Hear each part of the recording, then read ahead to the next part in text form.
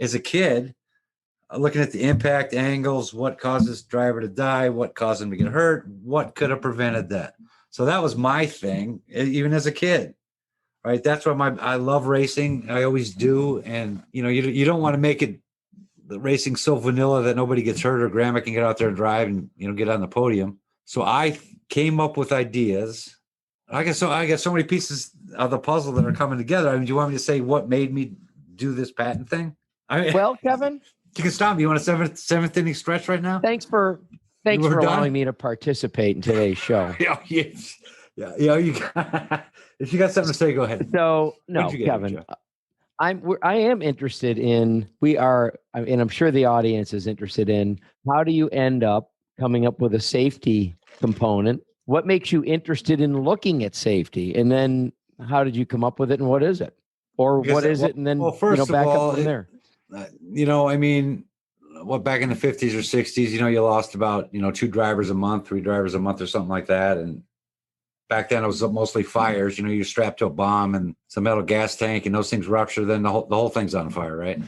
Oh, they got the bladders. But see, the problem that I saw, it was when like Dan Weldon died, right? I watched that tape over and over and over and over again, just like I did every other one before that, all the way to the 50s, right? There's always a secondary collision that is the deadly ones. Like if you watch that Dan Weldon crash, there was 5 cars that hit the car in front of him because they got in the air and went airborne, and so did Dan Weldon's, and he got in the catch fence. So if you can stop that, the secondary collisions, there's the secondary blowovers or stuff like that. I mean, you can pretty much have the problem minimized. I mean, you're not going to, the first guy's going to crash. Okay. He's going to crash. That's racing, right? But the secondary and supplemental stuff you can prevent. And part of the Formula One, I can't go into much detail on it, but it's the virtual safety car was a piece of the one that took out of ours all these years back. But our thing is to have the cars talking to each other. Cars throw the flags, not the people in the stand or the flag guy, right?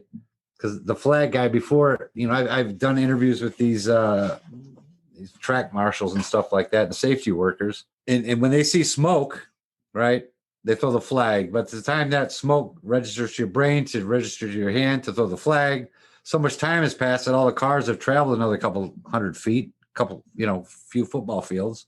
And that's where all the secondary stuff comes in. So what if the cars themselves, the first car that causes the accident can throw the flag, right? The telemetry's off, it knows what it's doing, but all the cars talk to each other. So they know where the other one is in space and time. So they're not running over each other. They're not getting up in the fence. They're not getting through the fence, right? So that's the piece. That's one of the pieces. There's a lot of other pieces, but that's a big thing too, right? And then I was sitting there complaining about the that halo thing they're putting on the car on the cockpit. It's a halo thing to keep debris from coming at you. Did save that Formula One driver, but I have like a virtual canopy.